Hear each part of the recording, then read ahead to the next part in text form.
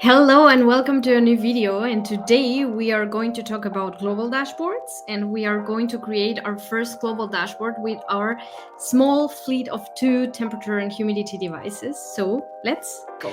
So we are in our My IoT project workspace, the one that we created in a previous video. And we have 2 EM300 temperature and humidity devices in this workspace. One is installed inside of the house, as you can see, and one is installed outside of the house. Now you will see this little symbol in here. This means that this device has been pin code claimed from a different workspace. If you're curious about how to pin code claim, check out our documentation about pin code claiming. That is a super cool feature that allows you to create a copy of the device in a sub workspace or in a different workspace. And today we are going to talk about how to create your first dashboard, your first global dashboard. And as you can see, we have in the left side menu an add dashboard button. And when we click on that, then this prompt appears and we can give our dashboard a name. We can also change the icon. For example, let's give it a thermometer, and you can also decide who has access to this dashboard. In this case, all workspace members have access to it. You can also select anyone with a link, no account needed, and that means that this will generate a link after you saved your dashboard that you can share with your own customers, and they will not need to create an account on Datacake. So for now, we are going to leave all workspace members. The other option is only selected workspace members.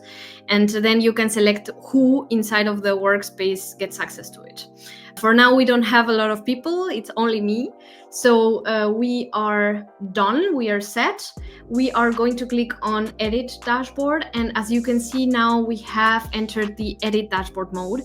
You have an Edit Dashboard meta and Add Widget. And inside of this edit mode, you can also select desktop or mobile modes, because all of the dashboards are mobile friendly. So you can actually create mobile views for your dashboards. And the mobile view is also, eventually we will see, or if you want to consult our image map widget and our map widget documentation, the side dashboards are also the mobile views.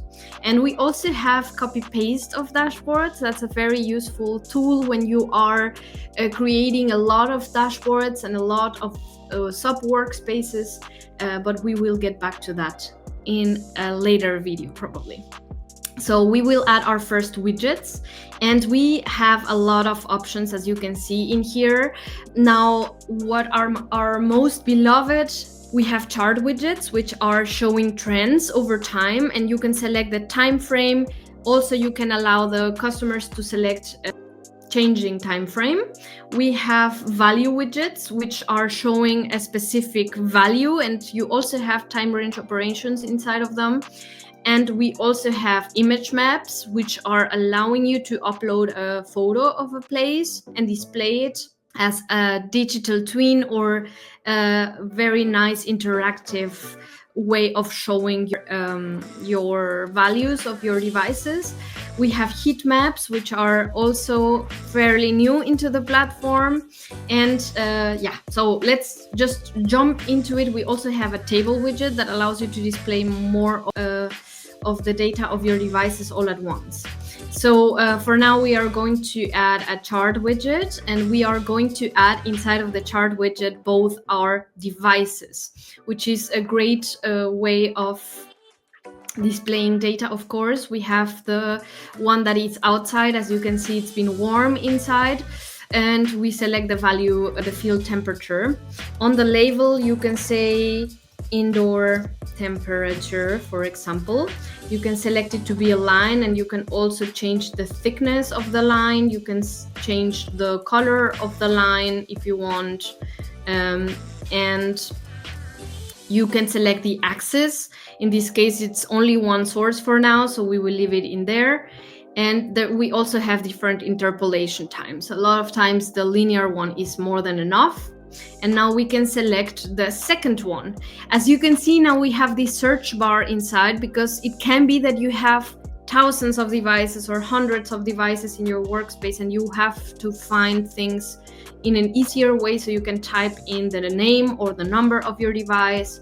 We will select the temperature, and we say it's the outdoor temperature. In here we are going to select also a bigger thickness, and as you can see now we have both lines in there, and we are selecting the same axis because it's the same type of data. It's also degrees Celsius. On basic, we are going to say temperature trend. And now we can go to appearance. And in here you have the most used options are the show button to export current view that allows you to actually download a CSV file with the data points showed on the chart, that allows people to have a report of the values of the devices without even having to log into the account, just by having access to the dashboard. And the allow time frame selection allows customers to also change the time frame shown on the graph. So now we are going to go to the axis, because we want now to configure the X and Y, the Y and the X axis in your chart. And you can give it units, for example. You can also select an auto domain that will take the lowest and the biggest values of both of your data sources, and it will display them in a bigger format. As you can see now, it's basically having it changed the range of the Y axis. And you can also select not to show the lines, for example. You can change the dates and so on. So let's save this one. Now we have our first widget, and we can also add a table widget, for example. We can filter things by tags. We can also filter things by names. In this case, we only have 2 devices, so it's easy. We are going to add both of them. And when you select columns, you can select what kind of information you're going to show in here. So we are going to add a lot of columns, and you can see that we have different types of column type: a meta, column type, or a measurement. The meta is allowing you to add devices information. So in this case, for example, device name, the online status, the serial number, the last time that it was heard, the location of the device. Online status is something very useful because you want to know which devices are actually sending right now. You can add a device's name, and as a third column we can select a measurement. In this time we want to select the temperature, for example, and you can see that now you have the online status, the device name, the temperature, and you can also give the column a unit, and now it will be shown in there. You also can select the appearance of your table. If you want to show pagination, in this case, let's say auto, and the auto is going to see how many devices you have, and then it's going to put the pagination thing down if it's needed. If it's not, then it will disappear. You can also sort by column and sort by direction. So you can say, I want to sort actually by device's name and in which order you want to sort your columns. And you can also add conditional formatting. That's also super useful for global dashboards. You can color, for example, if the temperature is larger than or equals to 20 degrees, then change the background color to a warm color, for example, and you can also limit it to the column that has the temperature.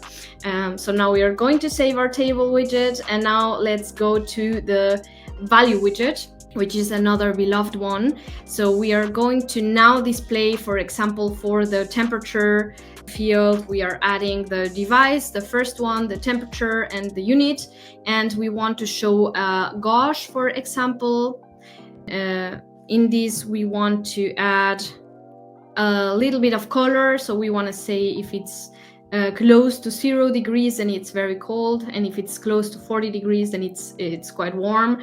And that is the temperature, but instead of the current value, maybe we want to select an average from start of day until now, for example, for our time zone. And this thing will calculate the average start of day, of course, until now, and it will calculate the average of the day for the temperature field. And that's basically it. That's how you create your first global dashboard. You added your first widgets, and you can also add tabs to your global dashboard. You can also modify the mobile version of the dashboard, and that's it. That's how you create your first global dashboard. I hope this video was useful, and see you next time.